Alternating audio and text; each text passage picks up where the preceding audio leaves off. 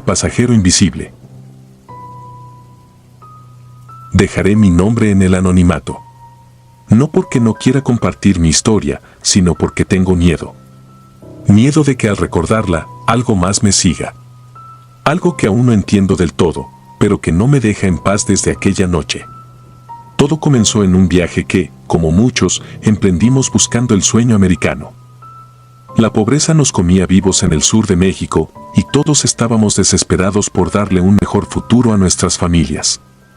La promesa de dólares y trabajo era una luz al final del túnel. Éramos 8 en total, amontonados en una vieja camioneta destartalada.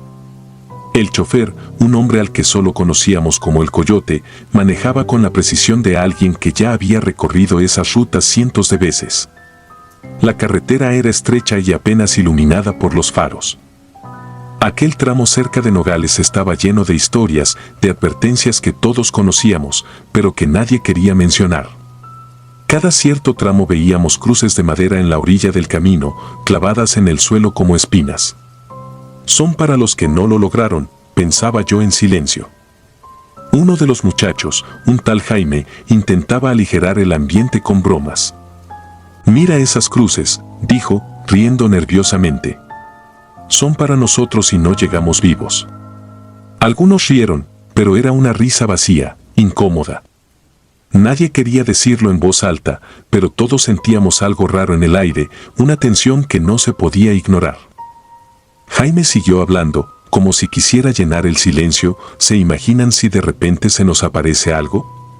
Como una de esas historias de fantasmas que cuentan los abuelos. Nadie respondió, pero lo miramos con advertencia. No era momento de bromear con eso. La noche avanzaba, y con cada kilómetro que dejábamos atrás, el ambiente se volvía más pesado. Todo comenzó a torcerse cuando la camioneta empezó a hacer ruidos extraños.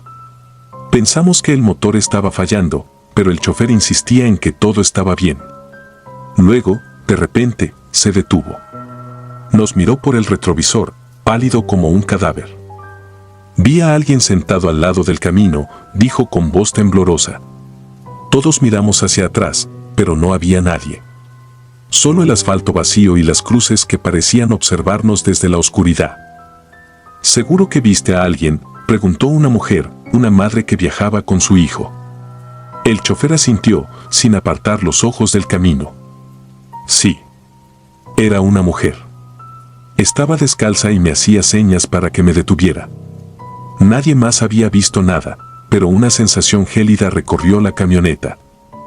El niño empezó a llorar y su madre lo abrazó con fuerza, murmurando oraciones en voz baja. Yo también empecé a rezar, aunque no estaba seguro de si servía de algo. Decidimos seguir. El motor arrancó con dificultad, como si también estuviera asustado.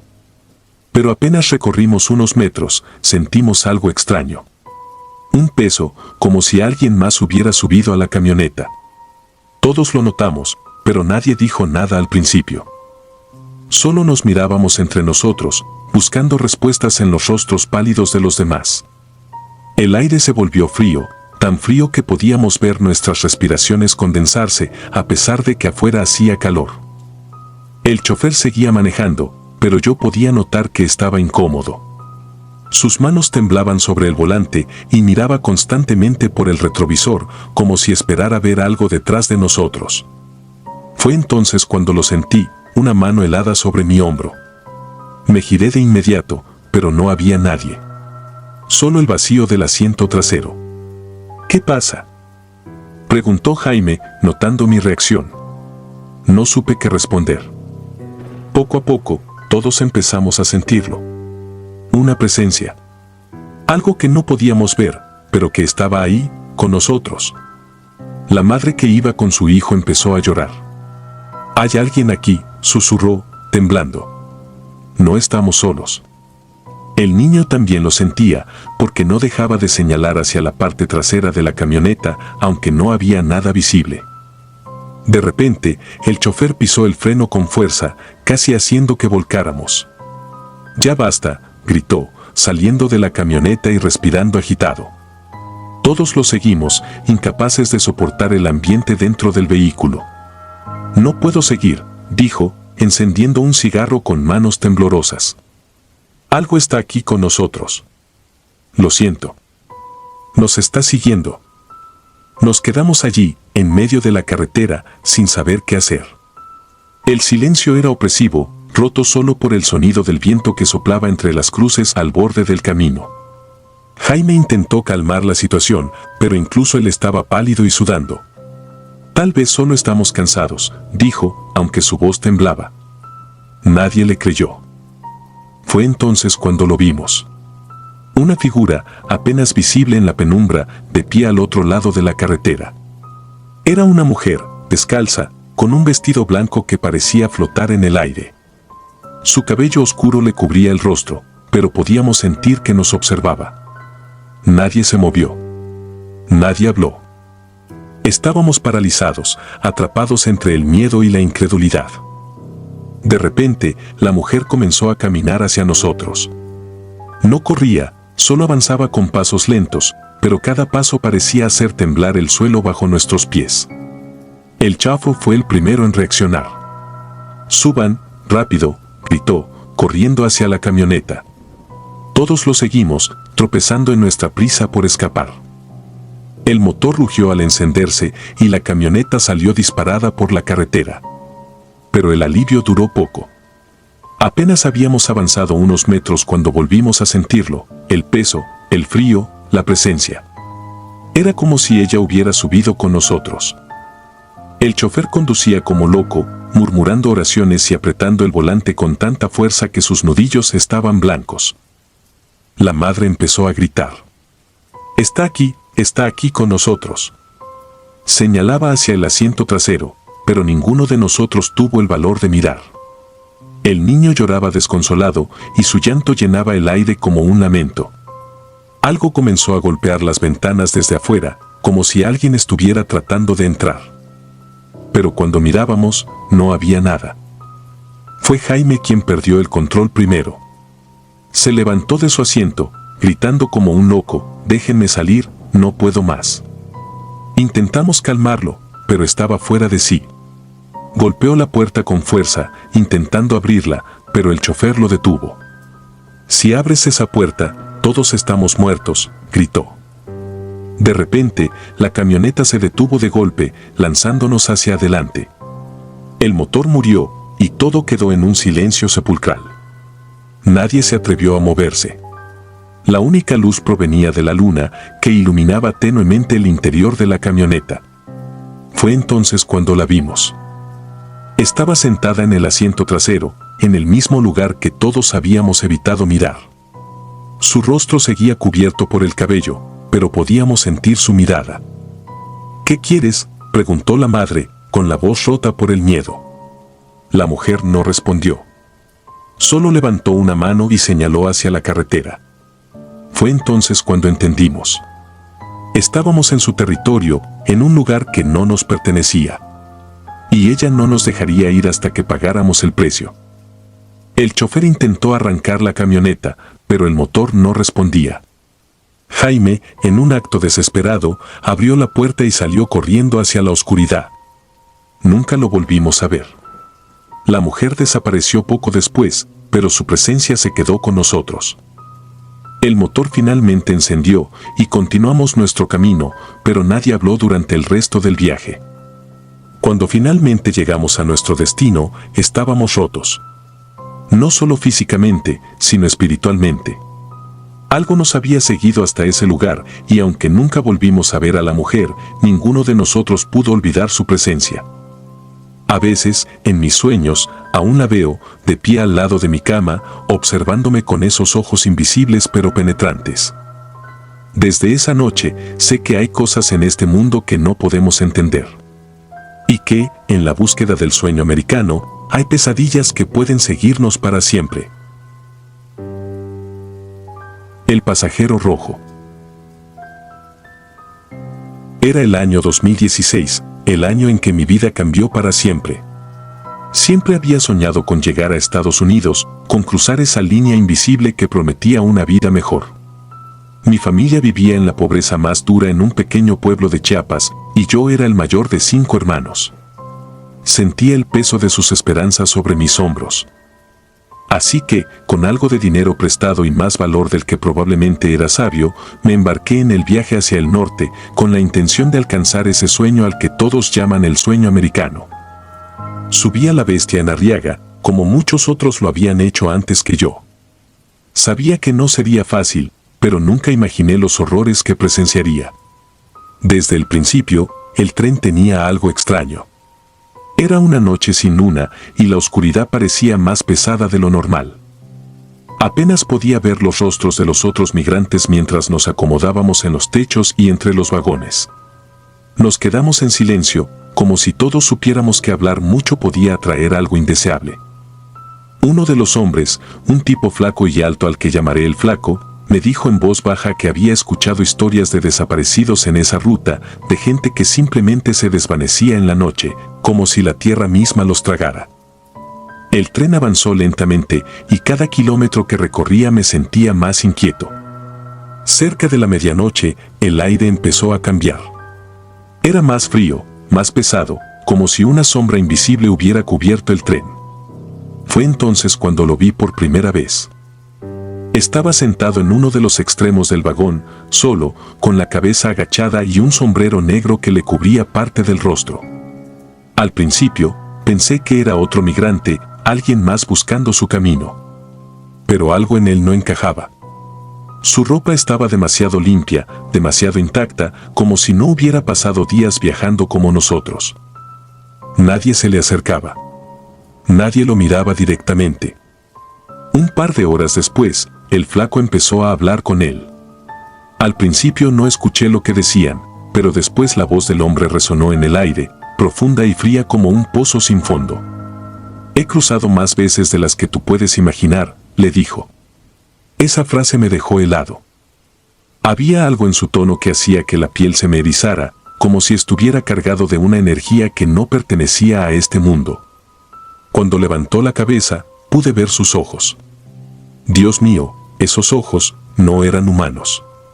Brillaban rojos, como brasas encendidas en la oscuridad. Tuve que apartar la mirada, pero no podía dejar de sentir su presencia, como si me estuviera observando incluso cuando no lo miraba. El Flaco regresó junto a mí, pálido y temblando. No dijo nada, solo se quedó mirando al suelo. Un par de horas después, sin decir una palabra, ese hombre se levantó y saltó del tren en medio de la nada. Fue como si el tiempo se detuviera. Apenas tocó el suelo, el tren se detuvo de golpe. No había estación, ni luces, ni señales de que estuviéramos cerca de algún lugar habitado. Solo el vacío de la noche y el susurro del viento entre los árboles. Nadie sabía qué hacer. Algunos decían que el tren se había averiado, pero algo me decía que no era eso. Había algo más. Algo que no podía explicar. La noche se alargó como un mal sueño. Escuché pasos alrededor del tren, pero no podía ver a nadie. Algunos dijeron que eran coyotes o perros salvajes, pero yo sabía que no eran animales. Los sonidos eran demasiado pesados, demasiado calculados. En algún momento, alguien gritó en la oscuridad, un grito ahogado que se perdió entre los árboles.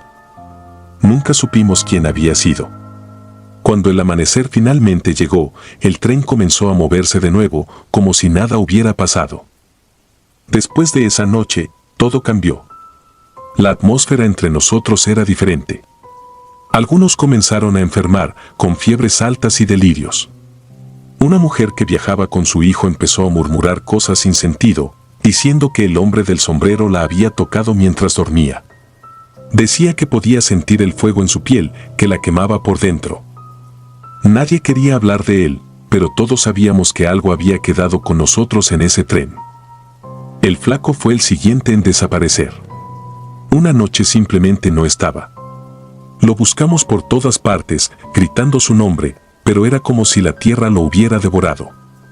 Lo único que encontramos fue su sombrero, tirado junto a las vías. Desde entonces, empezamos a viajar con más miedo que esperanza. Ya no se trataba solo de llegar al norte, se trataba de sobrevivir a algo que no podíamos comprender. Una noche, semanas después, cuando el tren ya estaba más cerca de la frontera, me desperté de golpe. Había algo en el aire, un olor a quemado que me llenaba los pulmones. Abrí los ojos y lo vi de nuevo. Estaba parado al final del vagón, mirándome. Esta vez no tenía el sombrero y pude ver claramente su rostro. Su piel era ceniza, como si estuviera hecha de humo solidificado, y sus ojos brillaban con esa misma intensidad roja. No sé cómo tuve el valor de moverme, pero me levanté y traté de alejarme. Sentí su mirada clavada en mi espalda todo el tiempo. Cuando llegamos a la frontera, pensé que había terminado. Pensé que todo ese horror quedaría atrás, pero me equivoqué. Cruzar el desierto fue aún peor. El calor era insoportable y el miedo a los traficantes y la patrulla fronteriza nos mantenía en constante alerta. Pero el peor miedo era el de la noche. Cada vez que el sol se ocultaba, podía sentirlo cerca. No lo veía, pero sabía que estaba allí, en las sombras, observándonos, esperando. Una noche, cuando el grupo con el que viajaba decidió descansar cerca de unas rocas, escuché pasos otra vez. No eran nuestros. Eran pesados, arrastrados, como si algo estuviera caminando sobre cenizas. Me escondí detrás de una roca, temblando, y lo vi. Estaba allí, de pie, mirándonos. Pero esta vez no estaba solo. Había otros con él, figuras oscuras con ojos brillantes, sus cuerpos distorsionados como si fueran reflejos en un charco de agua. Uno a uno, empezaron a caminar hacia nosotros. Quise gritar, advertirles a los demás, pero no podía moverme. Era como si mi cuerpo estuviera congelado por el miedo. Todo lo que podía hacer era mirar mientras esas cosas se acercaban. Cuando finalmente se dieron cuenta, ya era demasiado tarde. Algunos corrieron, otros simplemente se quedaron allí, paralizados. Las figuras se movían rápido, más rápido de lo que debería ser posible. Los gritos llenaron el aire, y luego, el silencio. No recuerdo cómo logré escapar. Lo siguiente que supe fue que estaba solo, corriendo en la oscuridad, con el sonido de mi propio corazón martillándome los oídos. Llegué a una carretera al amanecer, donde un grupo de migrantes me encontró y me llevó con ellos. No les conté lo que había pasado. Sabía que no me creerían, o peor, que pensarían que estaba loco. Finalmente llegué a Estados Unidos, pero el precio que pagué fue más alto de lo que podía imaginar. No puedo dormir. Cada vez que cierro los ojos, veo esos rostros, esos ojos rojos brillando en la oscuridad. Y a veces, en las noches más silenciosas, juro que escucho pasos fuera de mi ventana, arrastrándose, esperando. El perro negro. Dejaré mi nombre en el anonimato. No quiero que nadie me busque ni intente contactarme. Si estás leyendo esto, es porque sobreviví para contarlo, pero apenas. Quiero advertirte que lo que voy a relatar no es una historia más de las que escuchas entre murmullos en la noche, no es un cuento para espantar a los niños. Esto es real, y si decides cruzar el desierto, lo que sea que encuentres, nunca desafíes lo que no entiendes. Todo empezó cuando decidí dejar mi pueblo en Oaxaca. Mi vida allá era trabajo duro y sueños rotos, siempre luchando para sobrevivir, pero nunca viviendo. Cuando me hablaron de la posibilidad de cruzar la frontera, el sueño americano sonaba a todo lo que siempre había deseado. Las promesas de trabajo y dinero fácil me tentaron lo suficiente para dejar atrás a mi familia. No sabía que lo que me esperaba no era un sueño, sino una pesadilla que me atormentaría cada vez que cerrara los ojos. El grupo que nos guiaría estaba formado por unas 10 personas. Había hombres, mujeres e incluso un par de adolescentes, todos con el mismo brillo desesperado en los ojos. Nuestro coyote era un hombre rudo, de pocas palabras. Nos advirtió que el desierto no perdonaba. Aquí no hay amigos ni enemigos, solo sobrevivientes, dijo mientras cargábamos nuestras mochilas con agua y comida limitada. Pensé que hablaba del calor y los peligros naturales, pero pronto entendí que se refería a algo mucho más oscuro. Habíamos estado caminando 2 días sin parar. El sol nos abrazaba durante el día y las noches eran un infierno helado. Había una tensión extraña en el aire. No era solo miedo al desierto o a ser descubiertos por la migra. Era algo diferente, algo que hacía que incluso los más fuertes del grupo miraran por encima del hombro, como si algo nos estuviera siguiendo.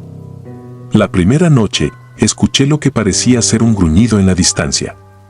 Pensé que sería un coyote real o un perro salvaje, pero no le di demasiada importancia. Hasta que lo vi. Era la tercera noche cuando nos encontramos con ese perro negro.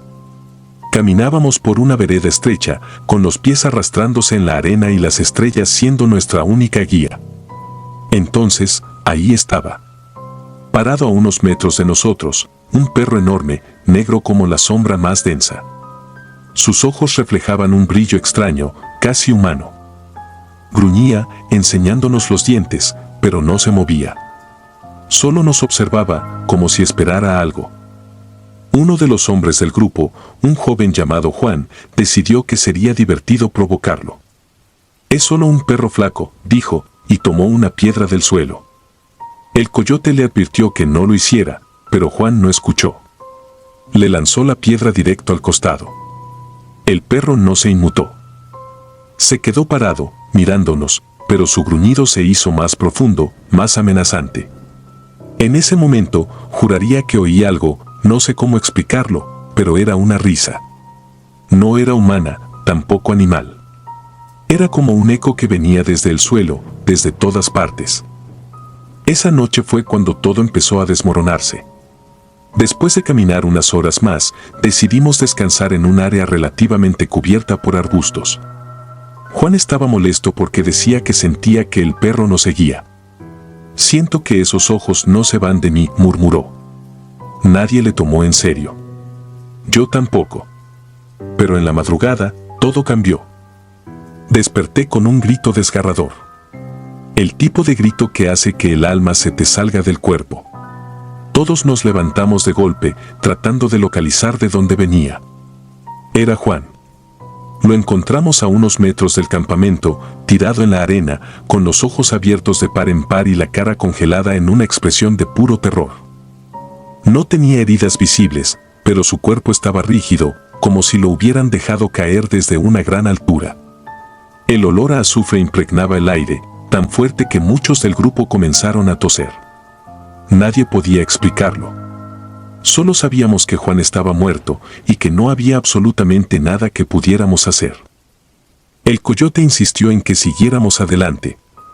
Dijo que no podíamos quedarnos, que la policía o los traficantes podrían encontrarnos. Pero yo sentía algo más. Sentía que si nos quedábamos, algo más nos encontraría primero. Mientras caminábamos en la oscuridad, algunos del grupo comenzaron a murmurar oraciones, mientras que otros parecían al borde de la locura, mirando detrás de ellos cada pocos segundos. La siguiente noche fue peor. Habíamos avanzado poco porque todos estábamos agotados.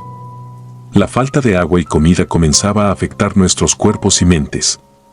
Nos detuvimos en un claro para descansar, pero ninguno podía dormir.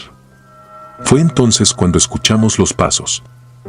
Al principio eran suaves, como si algo estuviera caminando alrededor del campamento, pero pronto se volvieron más pesados. No eran pasos humanos. Parecían los de un animal grande, pero cada vez que encendíamos una linterna o tratábamos de mirar, no había nada. Solo el silencio, hasta que oíamos esa maldita risa otra vez, como si estuviera burlándose de nosotros. El segundo en desaparecer fue un hombre mayor llamado Rogelio. Se ofreció a vigilar mientras los demás intentaban dormir. Cuando despertamos, no estaba por ninguna parte. Lo buscamos durante horas, pero no encontramos rastro de él, salvo una huella enorme en la arena. Era una huella de perro, pero más grande de lo que cualquier perro debería tener. Otra vez ese olor a azufre nos invadió. Algunos del grupo comenzaron a rezar con desesperación, mientras otros gritaban que querían regresar. Pero no había forma de retroceder. El desierto nos tenía atrapados, y esa cosa también. Esa noche fue cuando entendí que no íbamos a salir todos con vida. Lo vi con mis propios ojos. Era el perro negro, pero no era solo un perro. Sus ojos brillaban con un rojo intenso, y su cuerpo parecía más grande, más monstruoso. Lo vi de pie en la distancia, pero en un abrir y cerrar de ojos, estaba mucho más cerca. Nadie sabía qué hacer. Gritamos, corrimos, pero no había escapatoria. Esa cosa parecía estar en todas partes. Amanecimos con 2 más desaparecidos. En el lugar donde habían dormido, el suelo estaba quemado, como si algo muy caliente hubiera pasado por ahí. Yo ya no podía pensar con claridad. Mi mente estaba nublada por el cansancio, el miedo y el calor. Pero una cosa estaba clara, no importaba cuánto corriéramos, esa cosa no nos iba a dejar ir. El último día fue el más horrible.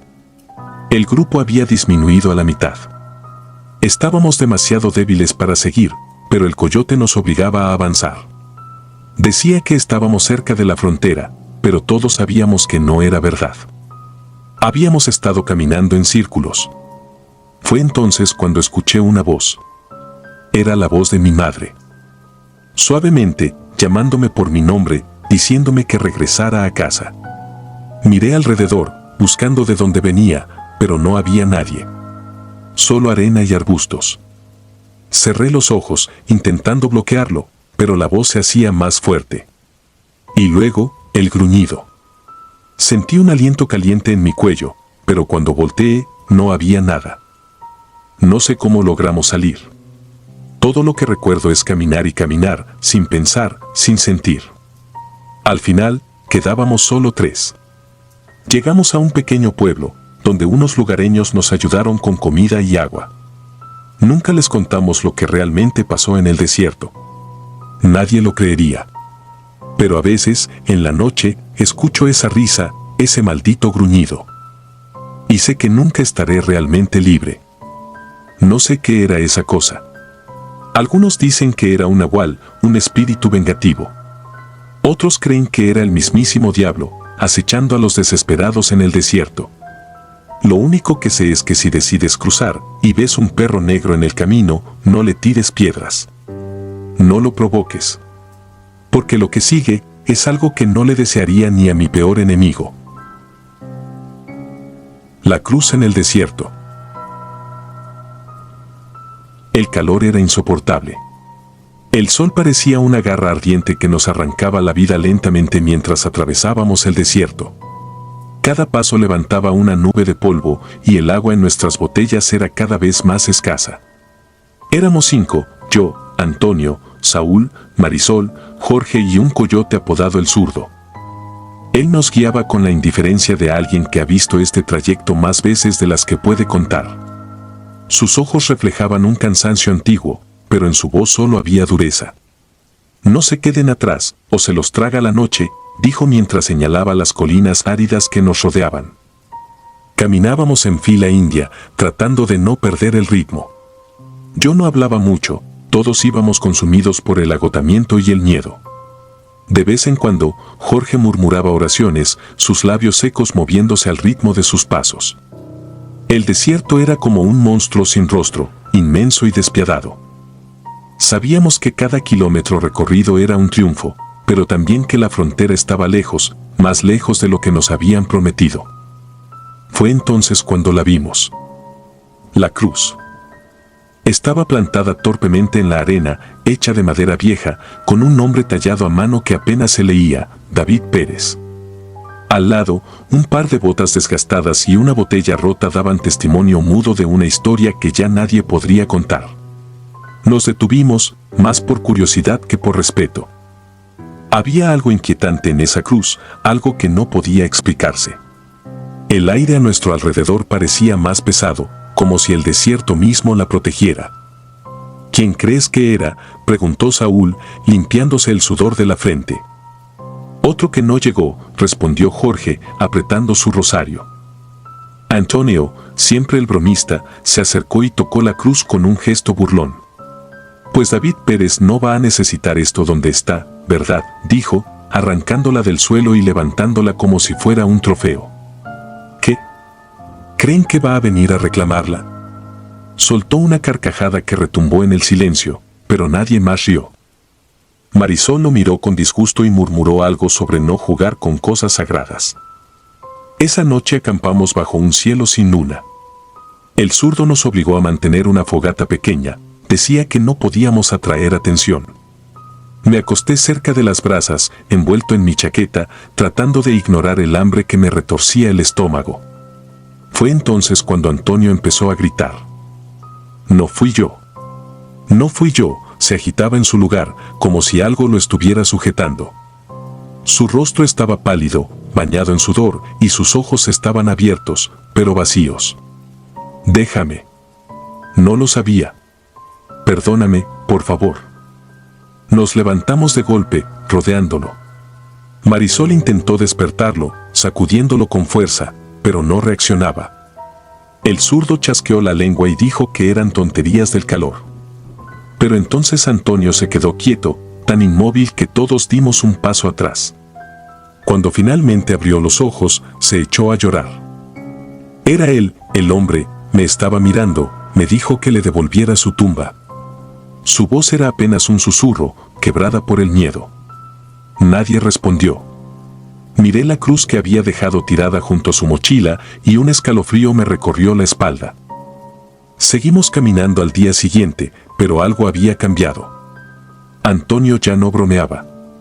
Caminaba en silencio, con la mirada fija en el suelo, como si algo invisible lo persiguiera. La cruz seguía con nosotros, no sé por qué, pero nadie quiso dejarla atrás. A medida que avanzábamos, el desierto se volvía más hostil. Las noches eran frías y el viento aullaba como un lamento interminable. Algo en el ambiente había cambiado, sentía que nos observaban. Una tarde, mientras buscábamos un lugar para descansar, encontramos más cruces.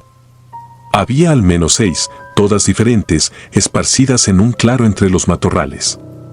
Algunas eran simples palos atados con cuerdas, otras más elaboradas, pero todas tenían algo en común, un nombre y un mensaje de despedida escrito apresuradamente. Te extrañaremos, nunca te olvidaremos, descansa en paz. Antonio se detuvo en seco y cayó de rodillas frente a una de ellas. No dijo nada, solo se quedó allí, temblando. Saúl trató de levantarlo, pero Antonio se apartó violentamente. Están aquí, murmuró. Nos están mirando. Esa noche, nadie durmió. Nos turnábamos para vigilar, pero la sensación de que no estábamos solos era abrumadora. Escuchábamos pasos en la oscuridad, susurros que el viento no podía explicar. A lo lejos, el coyote aullaba, como si respondiera a algo que nosotros no podíamos ver. Al amanecer, Marisol encontró huellas alrededor del campamento. Parecían humanas, pero estaban descalzas y había tantas que parecían haber estado danzando a nuestro alrededor. Antonio empeoró. Decía que podía oír sus voces, que lo llamaban, que querían llevárselo. Una noche, desapareció. Cuando nos dimos cuenta, el zurdo nos ordenó no buscarlo. Si alguien se pierde aquí, es mejor no ir detrás, dijo.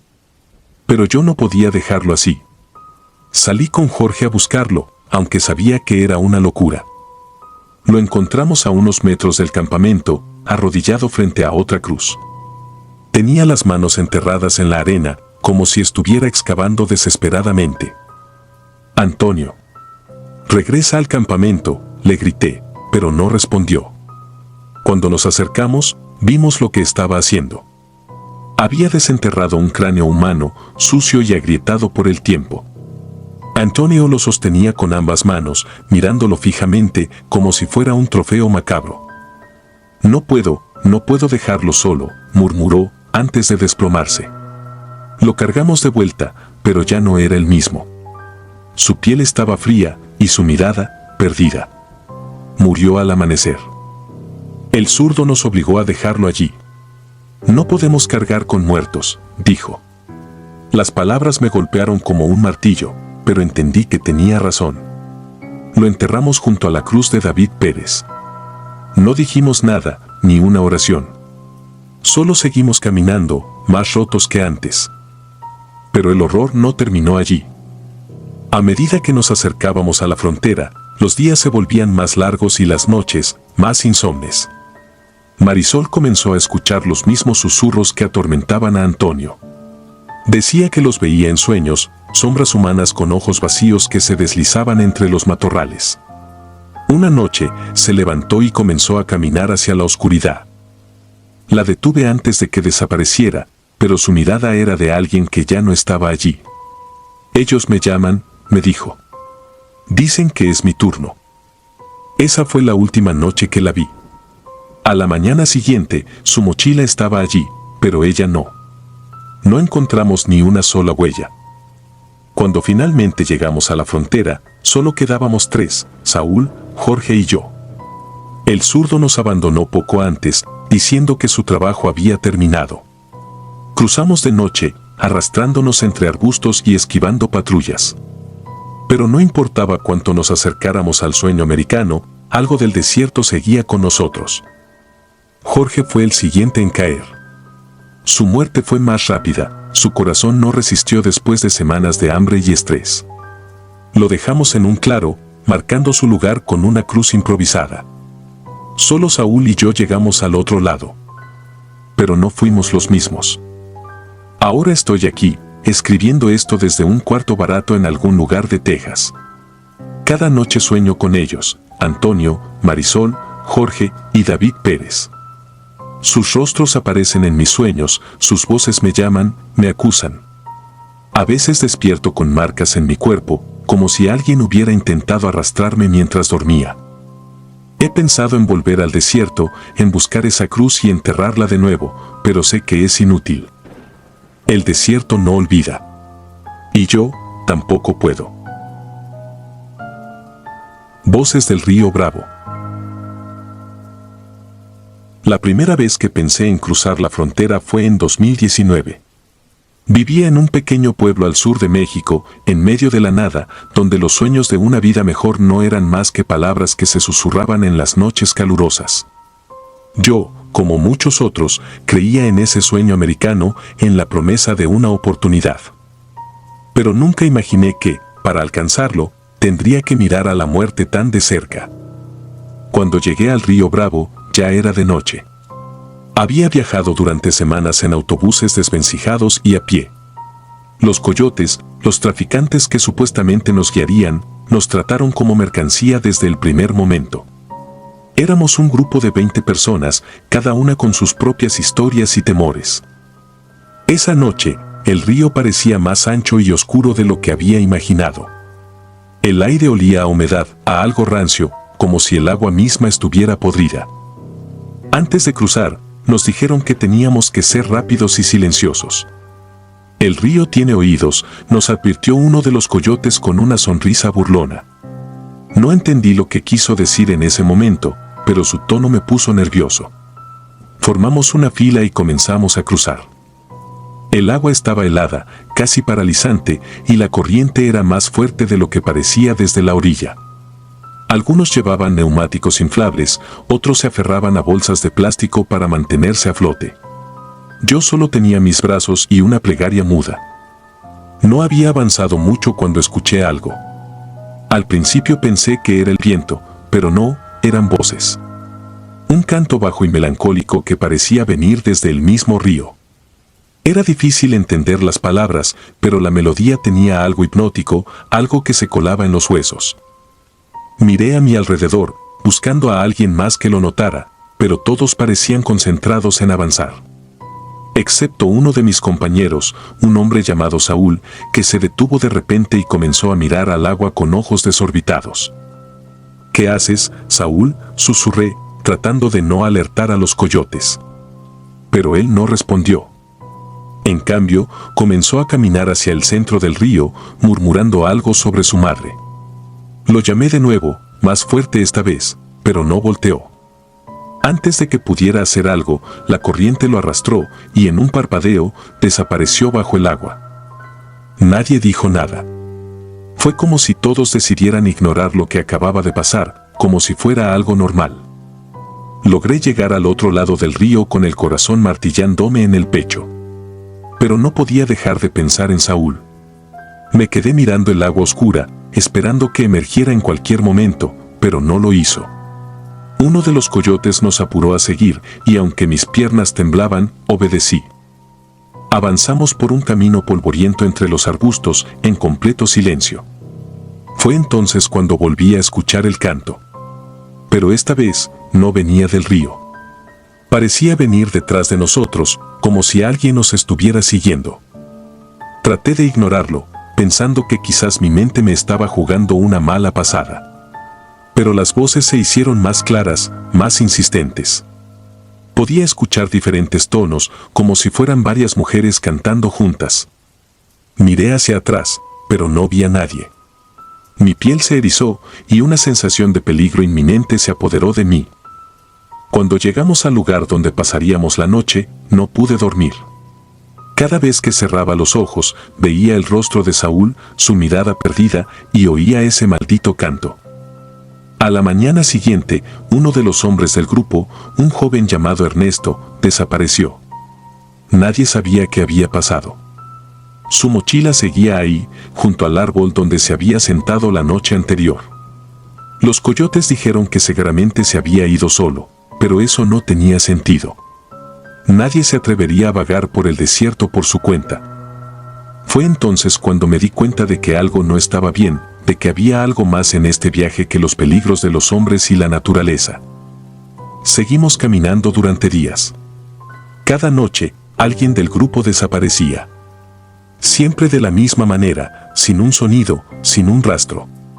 Solo quedaban sus pertenencias, como si algo los hubiera desvanecido en el aire. Y siempre, antes de que ocurriera, escuchábamos el canto. Las voces se volvían más fuertes, más nítidas, como si se acercaran. Algunos intentaron taparse los oídos con las manos, otros rezaban, pero nada funcionaba. Una noche, mientras estábamos acampando, vi algo que nunca olvidaré. Estábamos reunidos alrededor de una pequeña fogata cuando el canto comenzó de nuevo. Esta vez, lo oí más claro que nunca, como si las mujeres estuvieran justo frente a mí. Miré hacia la oscuridad y, por un instante, vi figuras. Eran sombras delgadas, altas, con cabellos largos que flotaban como si estuvieran bajo el agua. Sus ojos brillaban en la penumbra, vacíos y llenos de algo indescriptible al mismo tiempo. Cuando intenté gritar, mi voz no salió. Estaba paralizado. A partir de esa noche, todo se desmoronó. El grupo comenzó a discutir, a desconfiar unos de otros. Algunos pensaban que los coyotes estaban haciendo algo, otros creían que era una especie de maldición.